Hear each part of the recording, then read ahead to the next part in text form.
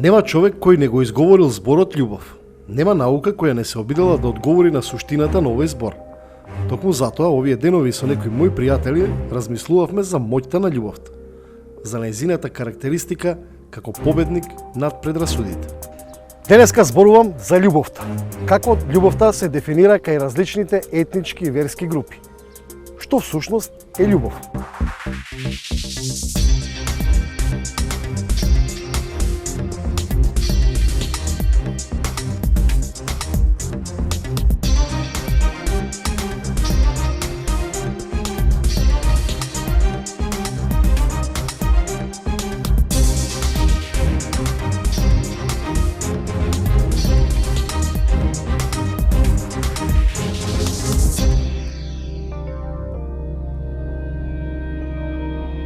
Некаде прочитав дека љубов е појава во меѓусебните односи кај луѓето, кој не е целосно определен и кој се опишува со здружување и меѓусебно помагање на две или повеќе лица. Токму моментот меѓусебно помагање беше мојата појдовна точка. Но пред тоа, одлучив мојата потрага да ја почнам со размислувањето на луѓето, без разлика на нивната етничка или верска определба. Што е љубов? Цел живот. Цел живот е љубов. Па, љубовта представува нешто свето, нешто што сите го сакаме, го почитуваме, нели, има и ден за обележување на љубовта и така натаму. Љубов, семејство, фамилија, тоа е љубов. Посебно чувство кое се изразува со многу емоции и љубовта е нешто што нас не исполнува. Љубов? Тама бев кршено љубов, ама не се уште барам што е. За мене нешто романтично и убаво. Љубов за мене е доверба, искање. Највозвишено. Преубаво што ја одржува ова планета, значи во живот. Тоа го живееме и за тоа живееме. Љубов, почит и разбирање. Се, живот. А љубов е нешто највредно во свет. Овде слушнав многу интересни оценки за љубовта, но она што заеднички можам да го заклучам е дека љубовта е поврзана со нешто добро, нешто убаво. Затоа побарав социолошка анализа за мојата тема. Еросот или љубовта од социолошка гледна точка е една од најмалку разработените теми и една од дисциплините кои што е од најмаргиналните во социологијата, но гледано од општествена гледна точка љубовта или еросот е многу важна категорија. Затоа што таа креира или генерира позитивна атмосфера помеѓу луѓето, соработка, кооперација. Љубовта може да биде платонска, тоест нетелесна, значи не прагматска, не утилитарна, значи која што не стреми кон корисноста или придобивката материјална, или фројдовска да кажеме, но исто така таа може да биде и економизирана, како што е денес во современиот свет, кога љубовта веќе се медиатизира и таа ја гледаме рефлектирана во разните серии, каде што всушност се работи за една површна љубов или не lifelong love или вечна љубов која што во постмодерната и во модерната епоха веќе ја нема. Денешната младина и денешната генерација љубовта ја сфаќаат повеќе како флиртување, како флирт, а не како порано и се помалку таа се индексира со семејството, со бирањето на идниот партнер, семеен, со кого што ќе се дели и доброто и злото. Значи, љубов на прв поглед, љубов заради джепот, заради длабокиот джеп, заради бугатито, ферарито, лексусот, добрата куќа, вилата. Вака социолошки може да интерпретираме љубовта на денешното време, на модерната и постмодерната, значи на 21-виот век, за разлика од традиционалната љубов, која што ние ја наоѓаме и во мистицизмот, особено во источниот мистицизам, каде што се зборува за ашкот како љубов кон Севишниот, љубов кон Бога. Социолошката анализа на професорот Пајазити ми откри дека љубовта не е само однос меѓу еден маж или една жена. Таа може да има и една друга, например, религиска димензија. Знам дека има многу луѓе кои токму од љубов се откажале од световниот и својот живот го посветиле на Бог.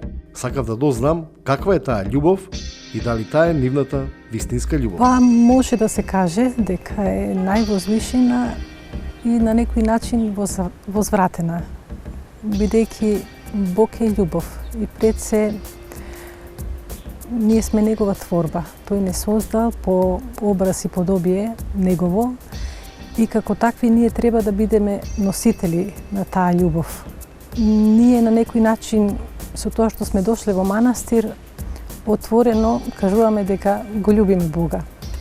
Од нашата посветеност зависи и нашиот плод, монашкиот плод, кој што го преточуваме во молитва за сите луѓе.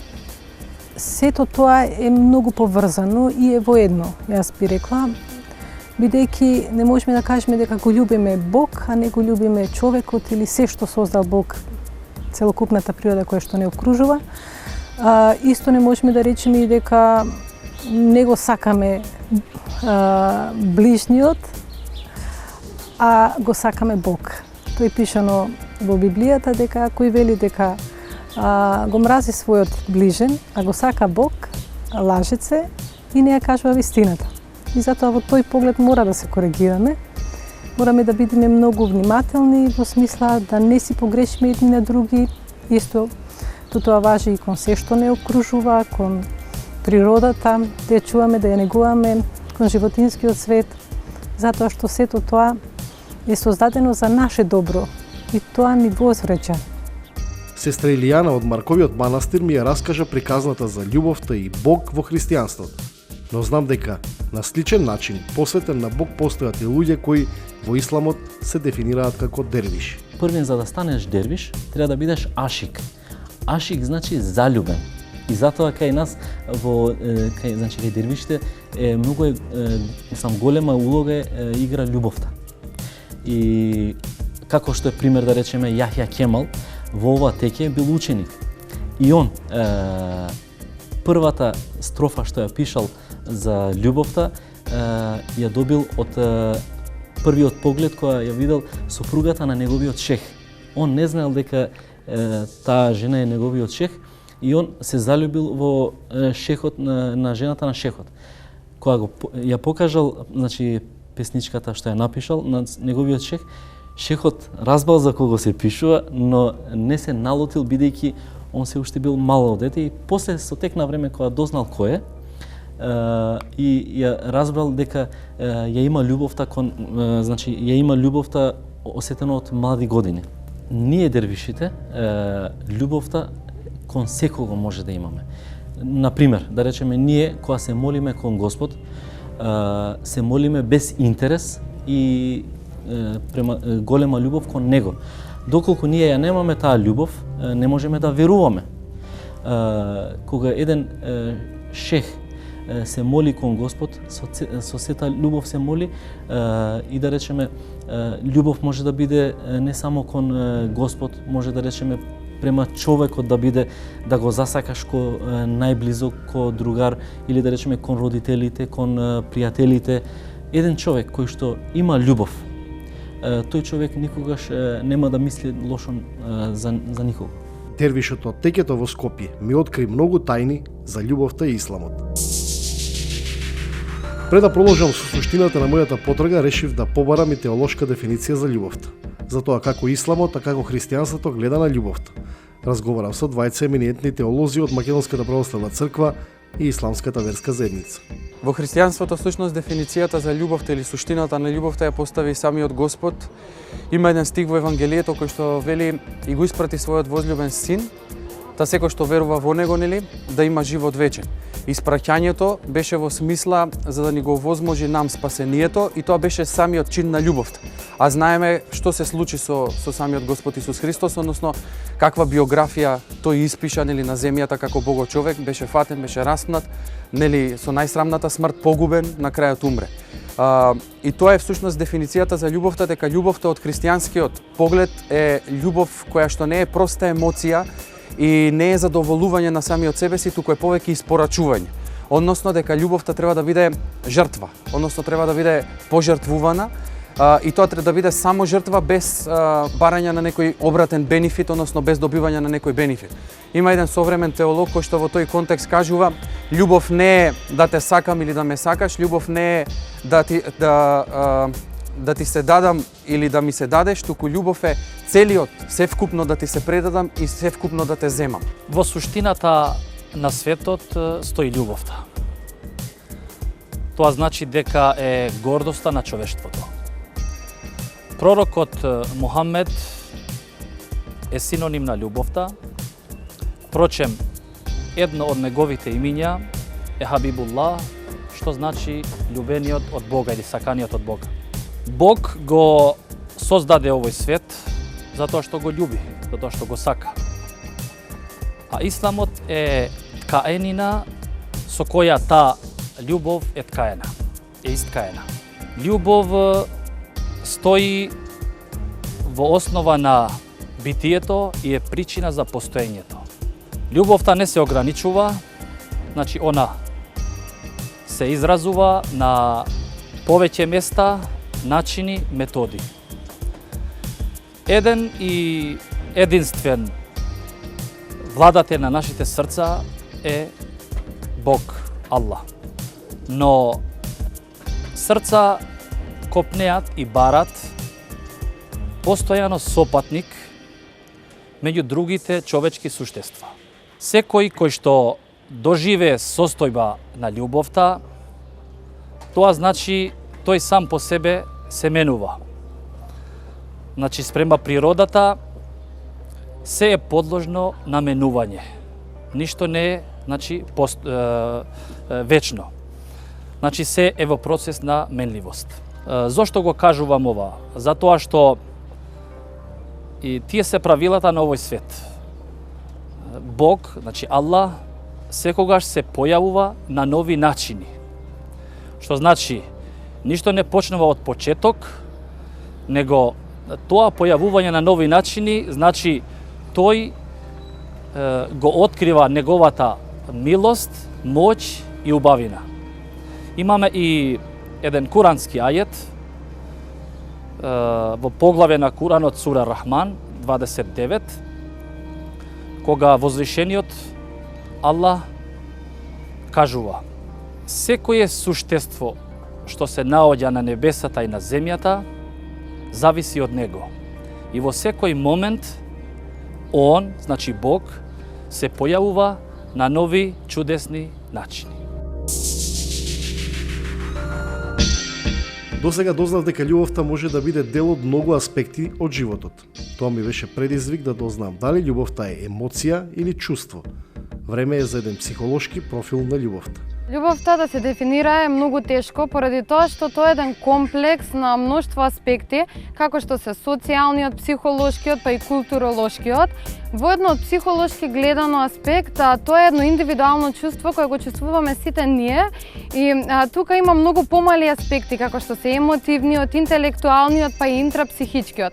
Меѓутоа исто така во психологијата љубовта има многу и помали области, како што е, значи, страствената љубов, љубовта, пријателската љубов, па и љубовта поради одредена одговорност. Како психолог за мене поимот љубов значи предизвик, ама предизвик како на теоретско, па така и на практично ниво. Поради тоа што таа тема постојано на нас ни нуди нови теми, нови прашања, нови аспекти науки. При тоа љубовта е нешто каде што психологот секојдневно мора да го изучува и да го гледа од различни страни. Поради тоа што психологот е тој што секојдневно се соочува со таа тема во неговата работилница, каде што дали преку естетски начин, дали на естетски начин или на поинаков разочарувачки начин клиентите ја донесуваат таа тема. Младиот психолог Вероника многу прецизно ми лоцираше што е психологија на љубовта. Љубовта е чувство кое е составено од примарни и секундарни емоции, како што е тука тагата, радоста, стравот, гневот, поврзаноста со другите. Тоа е една поврзаност од емоција и когниција, кои ни стварат одредено чувство и ние можеме да имаме чувство спрема одредени луѓе, спрема на самите или спрема дадена одредена некоја цел која сакаме да ја постигнеме. Најчесто ние не знаеме кога нешто е љубов, поради тоа што сето тоа зависи од тоа дали сме свесни моментот и дали живееме во сега и овде. Но според мене мислам дека љубов е она што го менува нашето чувство, односно она што не прави да одиме нагоре, да се менуваме и да постигнуваме многу поголеми и повисоки хоризонти. Ова ме води кон следното прашање. Што е совршена љубов? Прво би го поставила прашањето дали постои совршен човек за да има тој човек совршена љубов.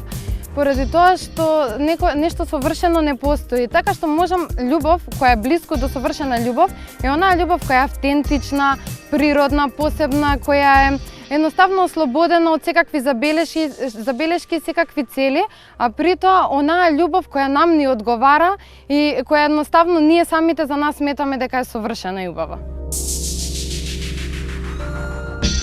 И кога мислев дека сум направил една голем пресек на мојата тема, дознав за уште еден вид љубов.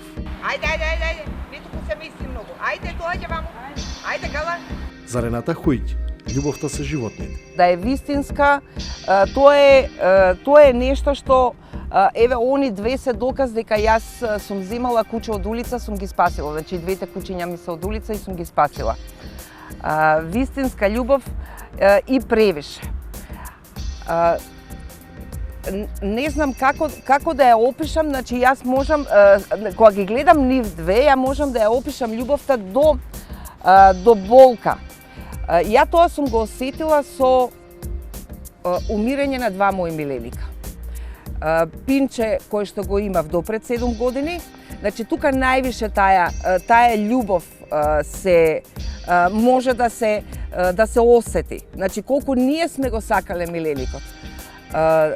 Пинчето што го имав 11 години и мачето што го имав 19 години. Значи тој чин, умирањето на миленик е нешто што мислам дека е најтажниот ден во мојот живот.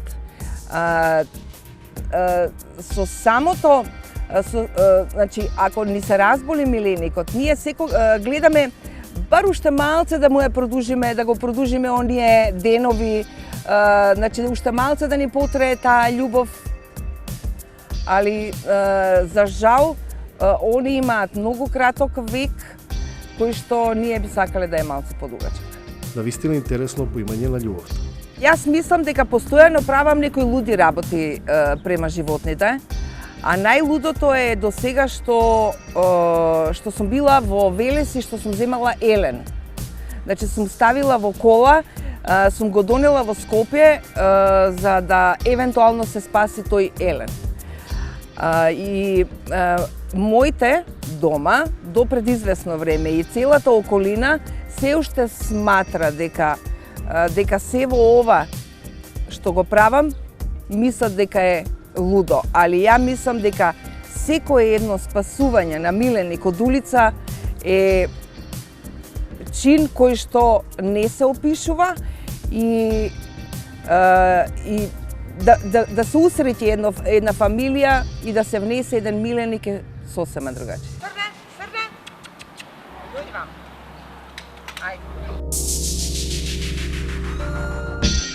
Ако љубовта е толку моќен елемент од личноста, тогаш сакав да дознам за нејзините граници. Колку е таа безгранична, а колку ограничена?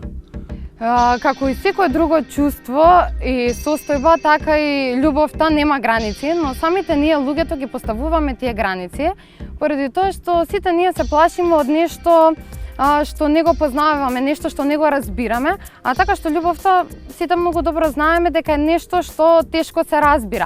Па така сите ние тие човечки граници на љубовта се поставуваат таму каде што од стравот поради нешто ново. Можеме да кажеме и дека нема граници, али можеме да кажеме од педагошки аспект и дека треба да има некогаш граници кога сакаме да љубовно да промениме нешто за добро, да опомениме пак за добро. Значи, пак е тоа кога ќе видиме дека некој наш ближен застранил, кога не е на добриот пат, а тоа пак поврзано со нас, бидејќи ние сме тело Христово и сме органи помеѓу себе, и кога едниот орган страда, дали е тоа член од нашата фамилија или е пак од нашето окружение, како општество страдаме сите, боледуваме сите. И затоа треба да имаме таа грижа меѓусебна, еден за друг. Таа не може да се врамчи во одредена географија, во одреден етникум, религиозност. Љубовта е космополитска, љубовта е космос, е вселена. И човек кој што се влюбува, тој ги заборава и појмовите за земјата, за територијата во која што живе. Тој станува всушност емоционално едно метафизичко битие. Или така наречен во филозофијата човек кој што лета и кој што не гледа пред себе физикус, туку гледа пред себе нешто кое што него го фасцинира. Секој човек кој што живее во животот има почеток и крај. Али љубовта има почеток, нема крај. Да речеме, пример, Господ кога го создал човекот, го создал за да биде на испит во овој свет. Како што пишува во светите книги, во Тора, во Библијата, во светата книга, во Куранот, после живот има рај или пекол.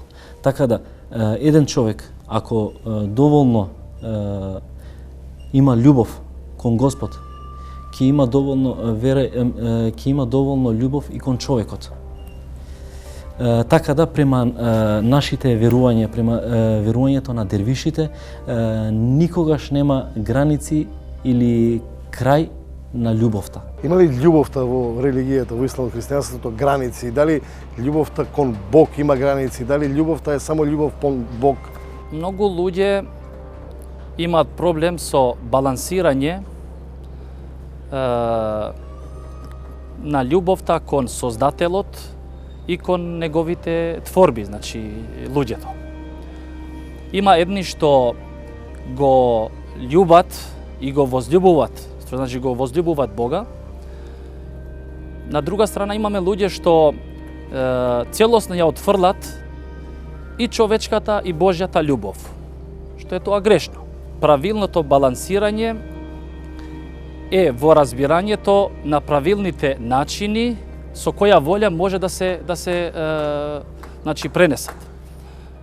Сакам да кажам дека човекот ги создава границите и човекот ги нарушува границите. Бог е еден и единствен владател врз кој нема никакви граници во љубовта кон него.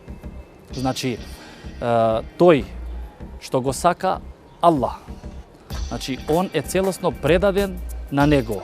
Значи во моментот кога тој го сака Аллах, значи он заборава на себе, Аллах него го спомнува.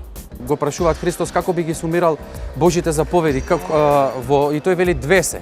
Возлюби го Господ твојот Бог и втората возлюби го својот ближен како себе си. Значи ги кажува заедно без да ги исклучи едната од другата. И тоа се таа постојана вертикала, нашиот однос кон Бога, кој што е љубовен однос, и нашиот однос кон ближните, кој што е постојан љубовен однос. Значи не можеш да го сакаш Бог, а да го мразиш созданието, човекот и така натаму. Секако дека љубовта е тоа постојано чувство и расположба која што треба да владее, иако интензитетот и формата на искажување во разни ситуации може да бидат разни, односно да се применуваат разни форми. Има едно друго место, вели, ако има братот твој нешто против тебе, а ти доаѓаш во црква да принесе жртва, речи остави жртвата пред храмот, оди и помири се со брати. Ако не сака, вика викни двајца сведоци, па пред нив разговарај. Ако не сака и тогаш, рече кажи и на црквата. Ако не сака и тогаш да се помири со тебе, нека ти биде како странецот, односно како митарот и како фарисејот. Но повторно не го оставаш, затоа што сепак ќе остане и последната инстанција или начин на кој што ти ќе го љубиш тој твој ближен, сострадувајќи со неговата состојба, затоа што не сакал да се промени, не сакал да се измени, можеби не можеш да му се доближиш да му кажеш, ама молитвата, твоето застапништво за него пред Бога треба да остане секогаш актуелно, односно секогаш постојано и да не се измени, односно да не го заборавиш. Ако љубовта е толку возвишена во исламот и во христијанството како творба, тогаш колку љубовта, луѓето кои што имаат љубов во себе може да бидат, условно кажано, предводници на процеси на победа над предрасуди. Првично, кога се спомнува, се спомнуваат предрасудите, повеќе треба да се усмериме на толеранцијата. Затоа што љубовта не се бори со предрасудите. Љубовта е сосема нешто друго, а може и да ги победи предрасудите. Во средината на која што живееме, ја мислам дека доколку ние ја изразуваме љубовта и почита и толеранцијата помеѓу себе, ќе ги победиме сите предрасуди во нашето општество. Предрасудата е производ на гревот. Таа е форма во која што гревот се изразува, а гревот секогаш ја гуши љубовта. Сега, оддалеченост, а гревот по дефиниција значи неприродно постоење на човекот, не нарушување таму на некоја заповед, одредба, туку самиот збор кажува амартија или против природата, неприродно постоење. А нашето постоење е согласно образноста која што ни е дадена, или да изгледаме како Бог, не зборам во физичка смисла, и да му се уподобуваме на Бога, односно да станеме слични на Него. Ако Бог е бескрајна, постојана љубов, тогаш ако јас му се уподобувам и треба да го достигнам она кое што е Бог, не можам во целост да го достигнам согласно мојата природа човечка, тогаш и ако тој пат е основа и начин на моје живење, нема да имам место за тие гревовни пројави. Јас ќе се трудам колку можам сето тоа да го исклучам од својот живот. Не секогаш ќе се успева, но затоа ако јас само се ограничам на самиот себе си, без малку да се отворам, без да послушувам други, без да го гледам светот со очите на љубовта, тогаш ќе биде присудна предрасудата која што ја гуши љубовта, која што ја исклучува љубовта. Некои за жал и мислат дека предрасудата или пак нетолеранцијата или пак нагласувањето на своето е акт на љубов, ама тоа е ограничување само во рамките на своето, а љубовта која ограничуваш и не е љубов. И она што мене ми е суштина на мојата потрага, предрасудите и стереотипите. Може ли љубовта да ги победи? Сигурно дека може да ги победи предрасудите, таа е многу посебна. Љубовта лечи све, таа е лек за се и може да ги помине сите граници и бариери поставени од човекот и човечноста и од битието кое што живее со стереотипи, клишеа во својата глава.